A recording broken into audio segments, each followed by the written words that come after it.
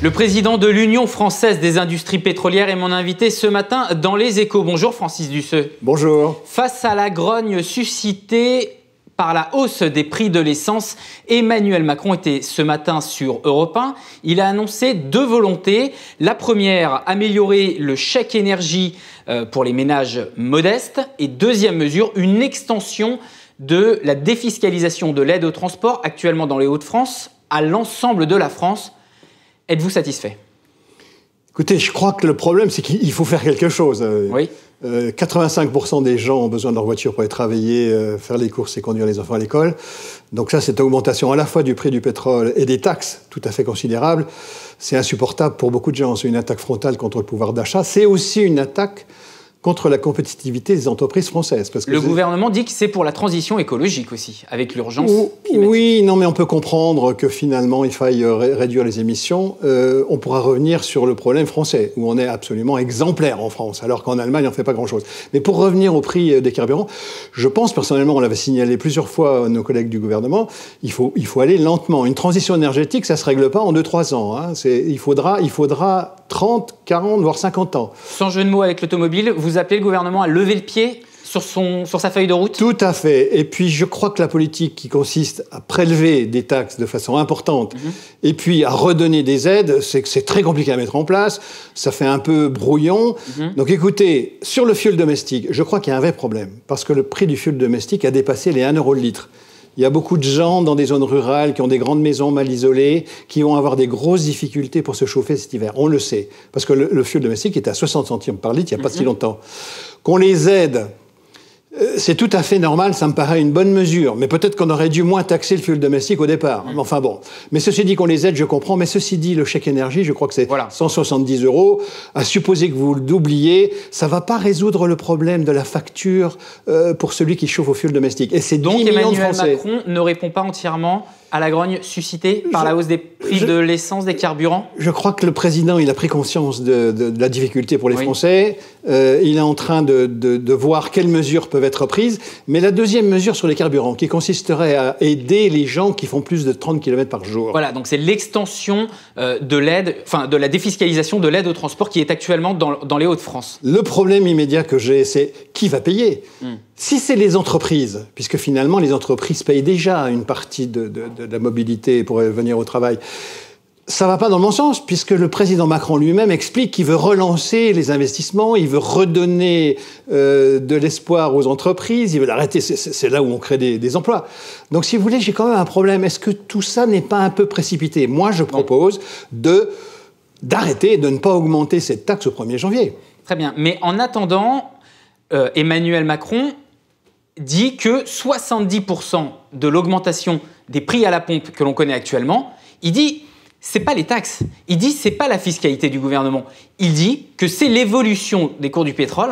À partir des chiffres que vous avez à l'UFIP, cette information, cette statistique est-elle juste? Oui, nos chiffres, c'est plutôt 60% liés à l'augmentation du pétrole et 40% sur les taxes. Pareil pour le gazole et l'essence? Oui, c'est à peu près similaire. Mais ceci dit, il y a quelque chose qu'on ne contrôle pas. Les prix internationaux du pétrole, on ne les contrôle pas. C'est des mécanismes internationaux qu'aucun gouvernement français ne pourra contrôler. Donc il faut agir sur ce qu'on contrôle. Et sur quoi on peut agir, c'est les niveaux des taxes. Donc sur les 40% qui restent. Ces 40%, c'est assez considérable. Oui. Alors justement, on va parler du marché pétrolier au sens large. Tout d'abord du côté de l'offre. Il y a le Venezuela qui est en crise. Et de l'autre côté, hier sont entrées en vigueur une nouvelle vague de sanctions à l'égard de l'Iran, en particulier pour l'empêcher d'exporter son pétrole. Nuance toutefois, 8 pays ont été exemptés à titre temporaire. Voilà pour l'offre. Du côté de la demande, on sait que l'Agence internationale de l'énergie dit que la croissance de la demande mondiale va ralentir, mais qu'elle va quand même augmenter de 1,4 million de barils par jour. Et ma question, Francis Duceux, au regard de ces informations, de ces chiffres, de toute façon, taxe ou pas de taxe, gouvernement ou pas, les prix de l'essence, les prix des cours du pétrole sont-ils amenés à augmenter inéluctablement dans les prochains mois, dans les prochaines années, même si on ne peut pas prédire l'avenir, bien sûr? Alors voilà, il faut toujours être prudent parce que souvent on s'est trompé. Mais il y a des tensions quand même. Oui, parce que toutes les conditions sont réunies pour une augmentation du prix du pétrole. Pourquoi? La raison essentielle, vous l'avez donnée, c'est la croissance mondiale. Je crois qu'on est à 3,8% par an. Donc il y a une demande en pétrole qui augmente fortement en Chine, en Asie, en Inde, pas dans les pays de l'OCDE, mais ça augmente. Vous l'avez cité. Mais la raison essentielle, à mon avis, c'est qu'avec la crise du pétrole, la chute à $30 le baril en 2015, les investissements de l'amont pétrolier, tous azimuts, ont été divisés par 2. Avant, dans les années 2013-2014, on dépensait 700 milliards de dollars par an pour trouver des nouveaux champs de pétrole. 700 milliards de dollars par an. C'était les majors du pétrole, Total, Exxon, qui investissaient. Puis les grands producteurs, les pays de l'OPEP, les grands pays. Et ces investissements ont été divisés par 2, au niveau de 350, depuis 4 ans. C'est autant de projets qui ne verront pas le jour maintenant, parce qu'il y a un décalage de 4 à 5 ans. Ça veut dire quoi alors, cette Ça chute des investissements? veut dire que vous avez une demande mondiale en pétrole qui continue à augmenter. Oui. Entre parenthèses, on a atteint le chiffre rond, c'est facile à retenir, de 100 millions de barils de jour au 4e trimestre de cette année. D'accord. Et donc ça veut dire que des projets ne vont pas arriver, et ça veut dire qu'il y aura une tension entre l'offre et la demande qui est reconnue par tous les experts, par l'AIE. Donc c'est un peu problématique. Une tension à la hausse, en tout cas. Oui, toutes les conditions sont réunies pour avoir un équilibre offre et demande très tendu. Bon, alors, si on revient sur la France et cette hausse des prix de l'essence, pendant longtemps, le diesel était moins cher que l'essence. Aujourd'hui, il y a un effet de rattrapage, une convergence en tout cas des prix à la pompe.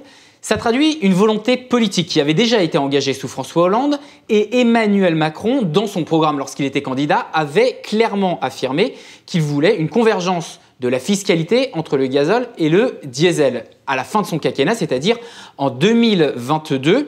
Ça va rapporter combien en termes de fiscalité à l'État une telle mesure?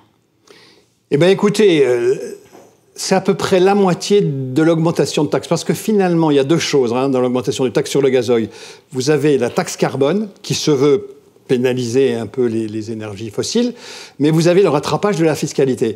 La totalité, donc on va arriver en fin de quinquennat à plus 34 centimes par litre de taxes sur le gazoil. Il y a à peu près moitié qui va à la convergence. Et la totalité de cette augmentation de taxes, elle rapportera 53 milliards à l'État. Donc, grosso modo, c'est environ 25 milliards sur la période dans les caisses de l'État. Alors, je crois que je crois qu'il y a quand même une bonne mesure qui vient d'être annoncée et qui est défendue par le président Macron, c'est essayer de chasser les vieux diesels. On est tous d'accord.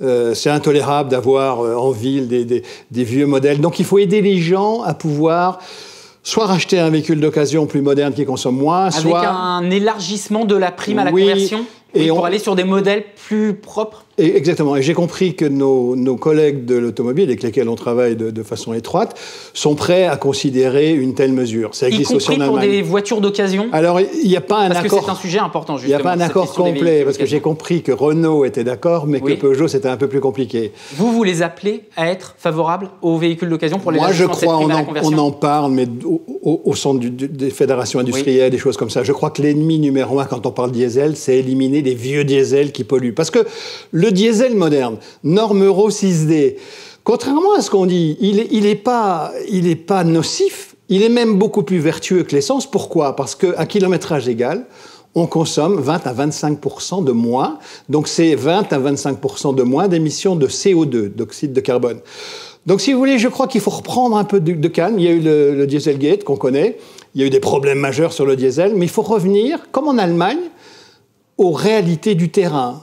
Et le diesel moderne, il n'est pas si nocif que ça, il consomme beaucoup moins. À très très court terme, cette fois-ci au 1er janvier 2019, augmentation donc des taxes de 6,5 centimes sur le gazole, 2,9 sur l'essence.